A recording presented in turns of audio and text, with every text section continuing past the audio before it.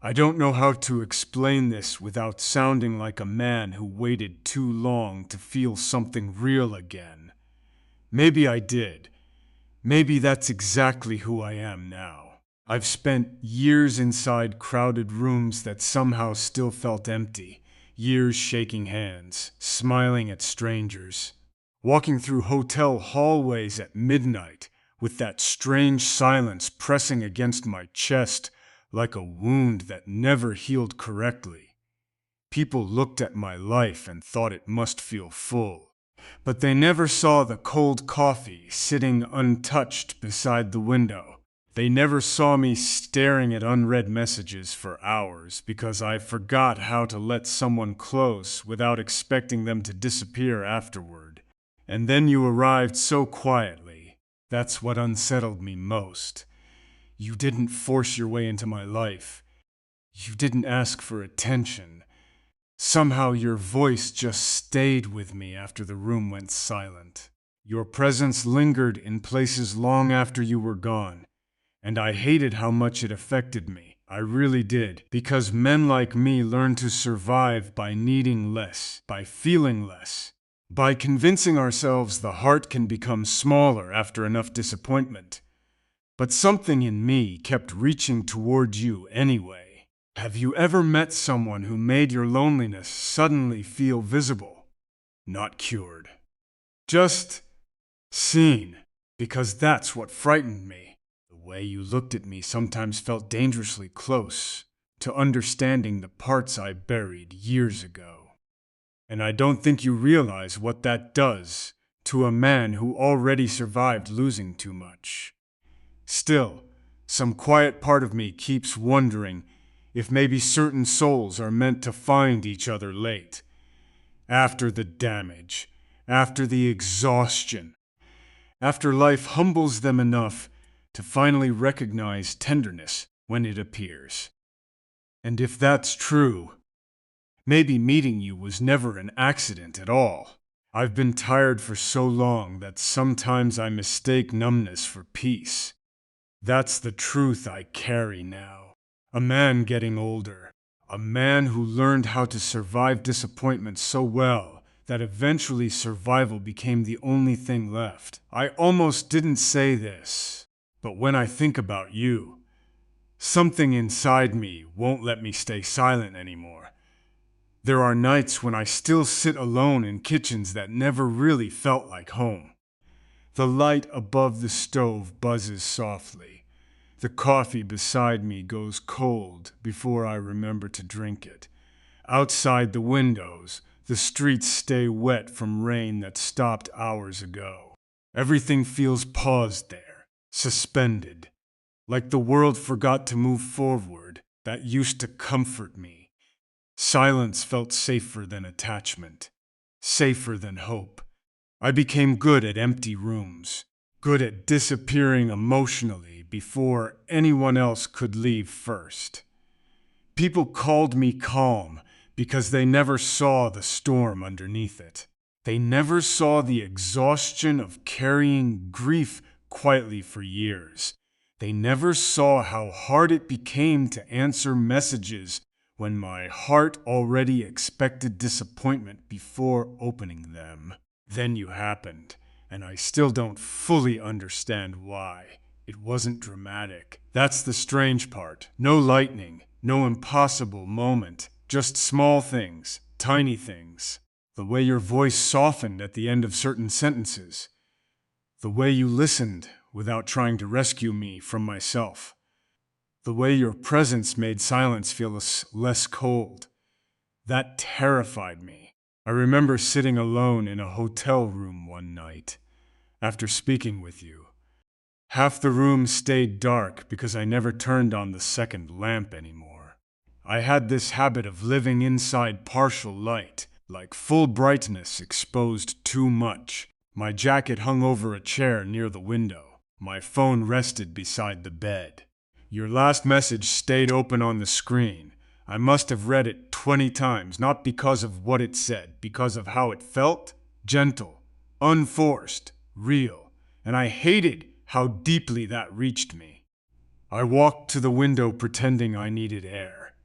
The city below looked restless, cars moving endlessly, strangers trying to get somewhere before morning arrived.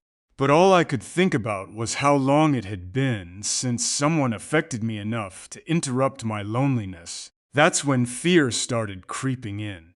Not fear of you, fear of needing you. There's a difference. A man can survive heartbreak easier than he can survive hope returning after years without it. Hope is dangerous when you already know how much losing someone can destroy parts of you permanently. I learned that slowly, through abandoned conversations, through people who promised permanence right before becoming temporary, through watching warmth disappear without explanation. Some wounds don't bleed loudly, they dry out quietly. And afterward, you become someone colder without meaning to. I think that's what happened to me. I stopped expecting tenderness because expecting it hurt too much. I convinced myself isolation was maturity, strength. But the truth is, loneliness can disguise itself as wisdom when a man gets tired enough. I never said this then, but I will now. You made me aware of how emotionally starved I had become. That realization embarrassed me. There's shame in discovering your heart still longs for softness after spending years pretending it doesn't matter anymore. I remember one night driving for hours with no destination because my chest felt too crowded to sit still. The roads were empty. Streetlights blurred against the windshield. My hands tightened around the steering wheel every time thoughts of you surfaced. I kept asking myself the same question. Why her? Why now? Why, after I finally learned how not to feel everything so deeply? But maybe life waits until people are exhausted enough to stop performing. Maybe souls recognize each other more honestly after disappointment strips away the illusions. I don't know. I only know your presence reached places inside me that had been silent for years. And silence was the only thing I trusted. That's why I pulled away sometimes. You probably felt it. The hesitation, the emotional distance appearing without warning. I wish I could explain how automatic it became for me to retreat whenever someone got too close. I learned to leave emotionally before abandonment could arrive again. It became instinct, like touching an old scar and expecting pain before contact even happens. The worst part is knowing I hurt people that way. Knowing I made warmth feel unwelcome because I was terrified of losing it afterward. There's something humiliating about realizing you don't know how to receive love anymore. Not because you never wanted it, because life convinced you it wouldn't stay. And still, you stayed in my thoughts. In small moments especially, early mornings, long elevators rides, quiet restaurants where strangers laughed together while I stared into untouched food, pretending not to notice the emptiness beside me. Somehow you entered those spaces without trying. Your memory sat across from me like something gentle refusing to disappear. That softness started changing me quietly.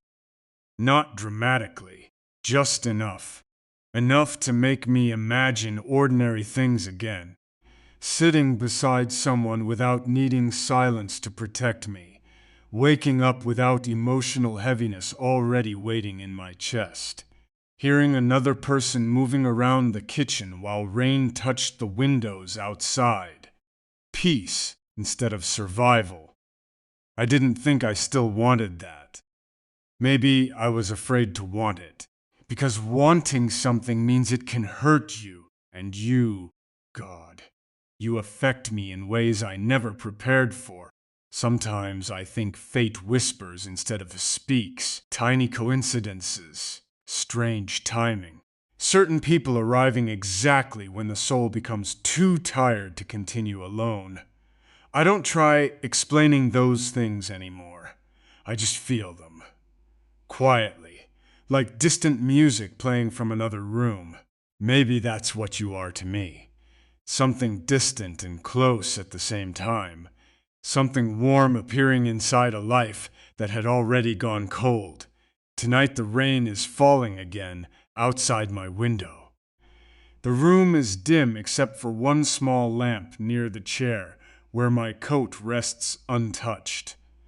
Your last words still linger in my mind for reasons I can't explain, and my hands are shaking slightly while I think about how dangerous it feels to care again. I thought becoming emotionally quiet would protect me from breaking again. Instead, it only made the loneliness harder to hear. I'm older now. Older in the way grief ages a man before time does. The world still sees someone composed, functional, calm. But most nights feel hollow underneath the surface, like walking through a beautiful house after everyone already left. I almost didn't say this, but when I think about you, something inside me won't let me stay silent anymore. There are evenings when I drive with no music because silence feels more honest. Streetlights slide across the windshield like fading memories.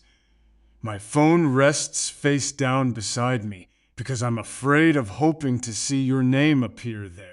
That fear embarrasses me more than I know how to admit. I used to think needing someone was weakness, not publicly, quietly, deep inside. Life taught me that attachment often arrives carrying loss behind it. So I adapted. I became careful with tenderness, careful with vulnerability, careful with every part of myself that still wanted closeness after disappointment carved through me enough times. But then you started slipping through the cracks of all that caution, and I noticed it in the smallest moments first. One night, I came back to another temporary hotel room after a long day pretending I wasn't exhausted by people. The air conditioner hummed softly near the window. My jacket smelled faintly like rain and cold night air.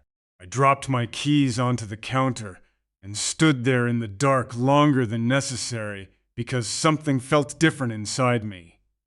Not healed, just disturbed, like my loneliness had finally been interrupted. I sat on the edge of the bed, staring at the glow from the city outside the curtains. Somewhere below, strangers were laughing together. Someone was probably falling in love. Someone was probably saying goodbye forever.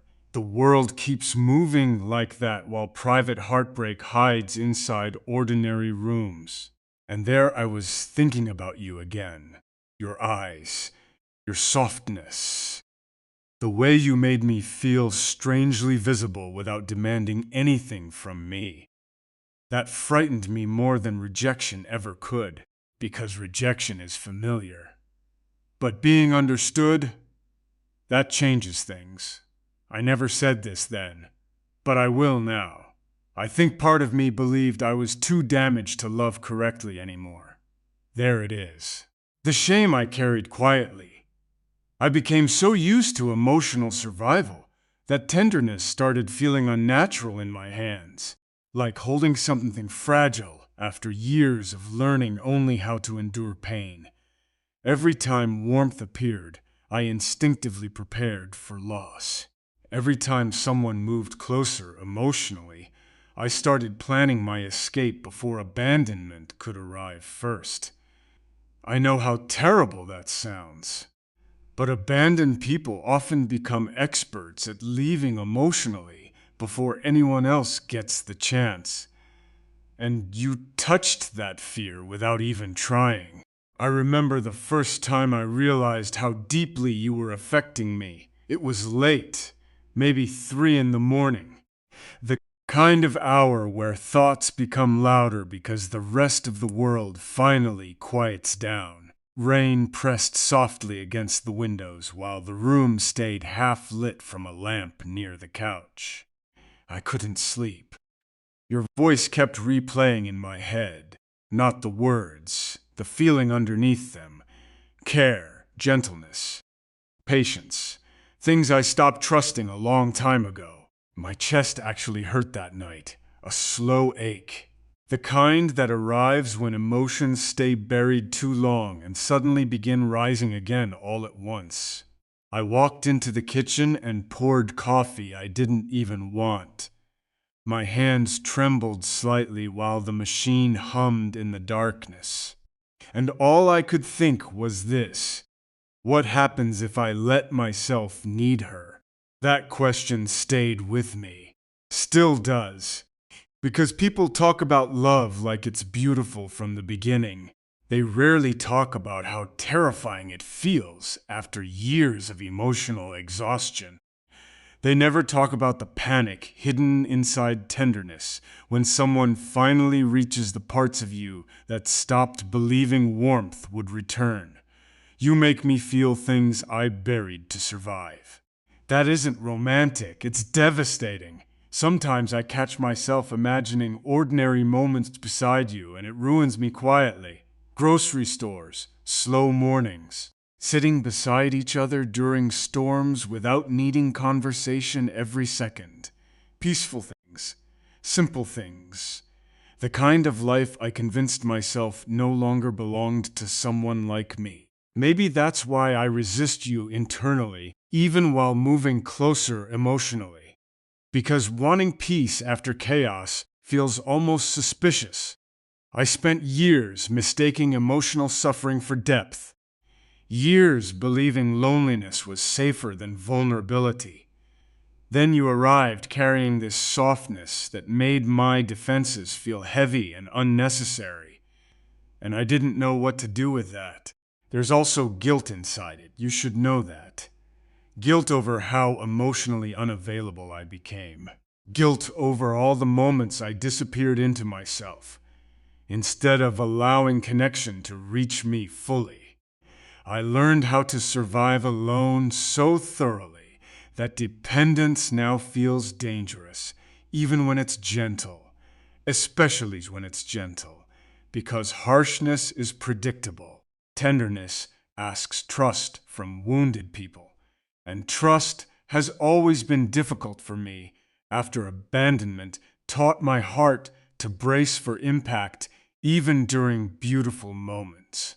Still, something in me keeps moving toward you quietly, like exhaustion finally surrendered, like some invisible part of my soul recognizes yours before my mind can explain why.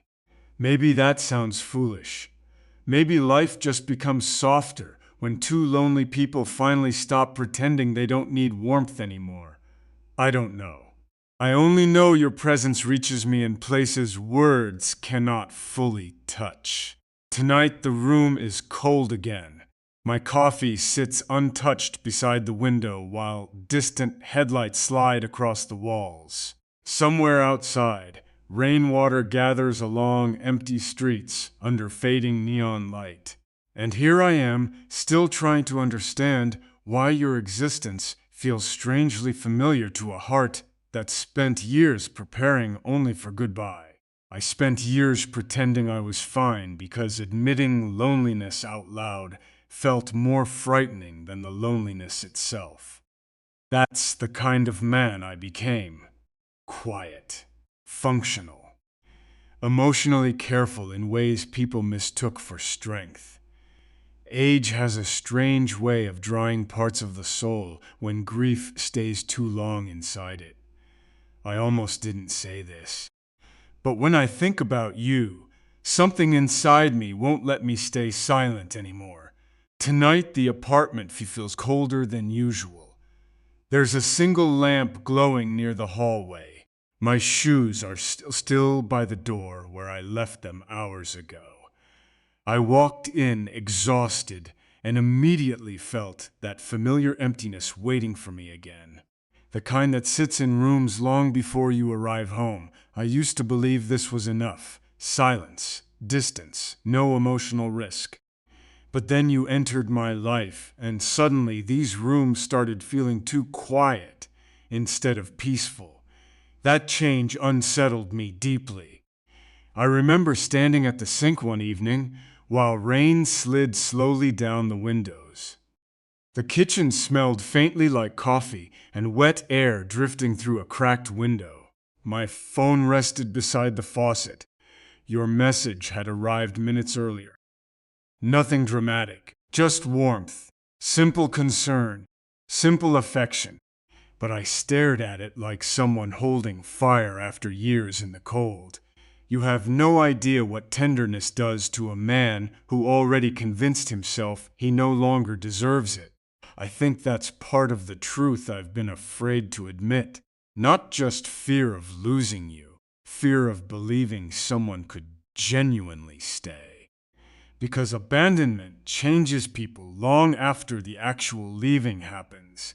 It rewires the heart quietly, even after smiles return, even after life keeps moving. Somewhere deep inside, the soul still foredoors to close unexpectedly. Mine certainly does. That's why I became so skilled at emotional distance. I learned how to leave internally before anyone else could disappear first. I became guarded in gentle moments, suspicious of peace, careful whenever affection started feeling real. And then you kept reaching me anyway. Not forcefully, not loudly, just consistently. Like warmth touching frozen skin slowly enough not to scare it. I never said this then, but I will now. There were moments I almost pushed you away completely, because I was terrified of how much you mattered to me already. Even writing that in my mind feels humiliating. A grown man afraid of tenderness, afraid of attachment, afraid of finally finding something meaningful after spending years emotionally asleep. But that's the truth. One night I sat inside my car long after parking because I couldn't calm my thoughts. The engine was off. Rain tapped softly against the windshield while distant traffic hummed somewhere beyond the darkness. My hand stayed wrapped around the steering wheel even though I wasn't going anywhere. I kept thinking about how easy it would be for you to hurt me. Not because you're cruel, because you matter. And once someone matters, they gain the ability to devastate you without even intending to. That realization cracked something open inside me. I think wounded people understand love differently. We don't enter it confidently. We enter trembling, half hopeful, half preparing for grief, before happiness even fully arrives. Every beautiful moment carries shadow beside it because memory keeps whispering reminders of what loss felt like before. Still, you make me want things I stopped allowing myself to imagine. That's the dangerous part. Not passion, peace. You make me imagine slow mornings with sunlight barely touching the curtains. Quiet dinners without emotional distance sitting between two people like an invisible wall. Long drives where silence feels comforting instead of lonely. Falling asleep beside someone without fearing they'll eventually disappear emotionally while still lying next to me physically. Ordinary love. God, I miss the idea of ordinary love. Not chaos, not intensity, just warmth that stays. And maybe that's why I've become so emotionally undone by you. Because beneath all my calm behavior lives a man exhausted from surviving his own isolation.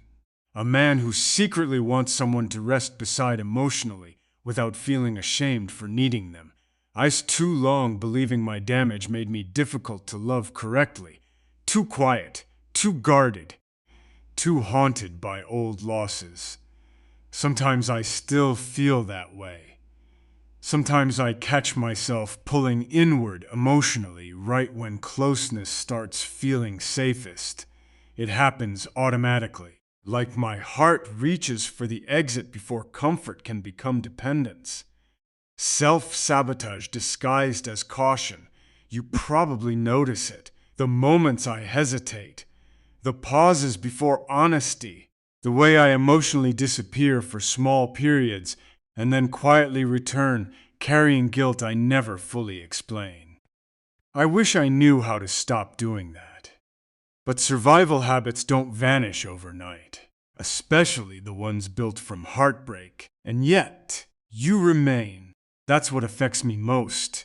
You remain in my thoughts during small, ordinary moments when nobody else exists there.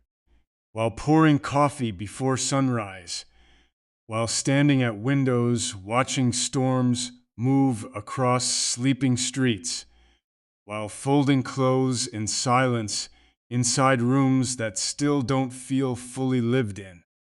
You became part of my inner world, so gradually I never noticed it happening until suddenly everything reminded me of you.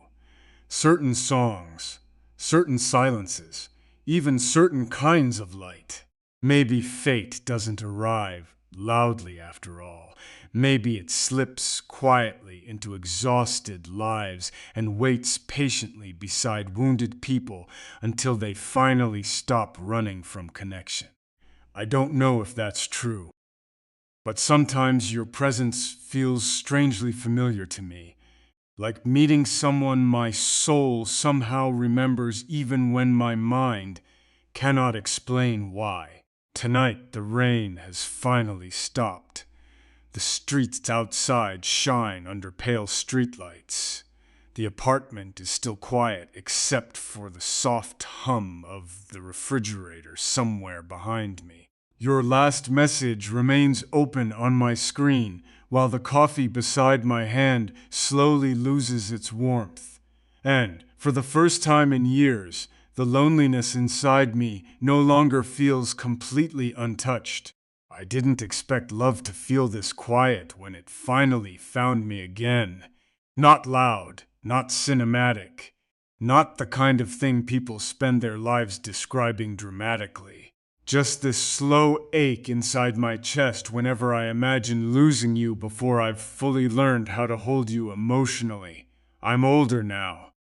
Older in the way disappointment settles into a man's bones and teaches him to move carefully through tenderness. I almost didn't say this, but when I think about you, something inside me won't let me stay silent anymore. The truth is, I had already accepted emotional emptiness as my permanent condition. That sounds darker than I mean it to. It wasn't sadness every day. That would have at least been alive. No, it was quieter than that. A numb routine, waking up, working, smiling when required, returning to rooms that never carried warmth long enough to feel personal. Nights blurred together after a while. Hotel lamps, cold sheets, half-finished conversations. The soft glow of unread messages I lacked the emotional energy to answer. I became someone who existed more than lived. And then you entered my life, carrying this gentleness I didn't know what to do with. I still don't. Sometimes your kindness hurts me, not because it's wrong, because it reaches places inside me I spent years trying not to feel anymore. I remember one evening sitting alone near the window while the city outside disappeared slowly into rain. The glass fogged faintly from the warmth inside the room. My hands wrapped around a mug that had already gone cold. Across the apartment, the television flickered soundlessly because I wasn't really watching it. I was thinking about you again. Always you lately. And something terrifying happened in that silence. For a moment, I let myself imagine you there beside me. Not fantasy, not perfection, just your presence, your legs curled beneath a blanket, your voice breaking the quiet occasionally. The feeling of another soul existing peacefully in the same room without demanding performance from me. No pretending, no emotional armor, No carefully controlled distance. Just rest. The image affected me more than it should have, because I realized how desperately tired I am of carrying loneliness alone. I never said this then, but I will now. Part of me genuinely believed I was beyond being loved in a healthy way. Too scarred, too emotionally complicated, too accustomed to grief. I thought maybe some people survive heartbreak but never fully return from it emotionally. I thought I was one of them. A man capable of functioning, capable of kindness, but secretly unable to trust happiness enough to hold it without trembling. Then you looked at me with softness instead of fear, and it broke something open. Do you know what shame feels like inside a man who secretly wants affection after pretending he doesn't need it for years? It feels unbearable. There are moments I still catch myself wanting to retreat from you emotionally because vulnerability makes old wounds start breathing again. I'll read your words and suddenly feel panic instead of comfort, not because of anything you did, because closeness itself now carries memory attached to it. Memory of loss, memory of abandonment, memory of standing in doorways after someone already left emotionally, long before their body followed. That kind of pain changes people permanently. It changed me. There were years where I stopped believing I could be fully known without eventually becoming too much for someone. Too heavy, too quiet, too difficult to reach. So I learned how to shrink emotionally, learned how to offer pieces of myself instead of the whole thing. Safer that way. Lonelier too. And yet, you keep making me want to risk honesty again. I don't understand it completely. I only know your presence softens parts of me I thought had already hardened forever. Even now, when I hear rain against windows late at night, my first instinct is wondering whether you're awake somewhere feeling lonely too. Whether your heart also carries old bruises beneath calm behavior. Whether life exhausted you the same way it exhausted me. Maybe that's why I feel connected to you. Not because we're perfect, because we're tired in similar ways. And somehow, despite all that exhaustion, something warm still survives inside us both. That feels sacred to me. Quietly sacred. Like fate, moving through ordinary moments, without announcing itself. Like certain people are guided toward each other, after enough suffering strips away everything false. I don't try to explain those feelings anymore. Some things are only meant to be felt softly, like your effect on me. You changed the emotional temperature of my life without even trying. Now these rooms don't feel quite as empty anymore. The morning coffee tastes different when your messages wait beside it.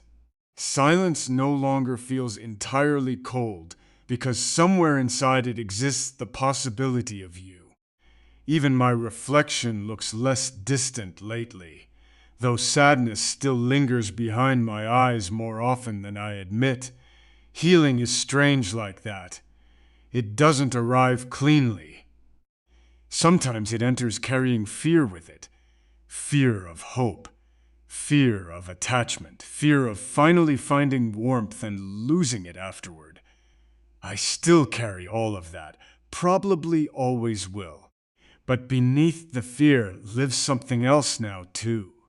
A quiet longing to stop running emotionally. A longing for ordinary love after years of emotional survival. You make me want peace more than isolation. And maybe that's the closest thing to healing I've felt in a very long time. Tonight the apartment is almost completely dark, except for pale moonlight resting across the floor near the window. The rain finally passed hours ago, but the streets still shine outside like memories refusing to fade. My coffee sits untouched beside me again, slowly cooling in the silence. And somewhere deep inside my chest, your name continues unfolding through all the places loneliness used to live.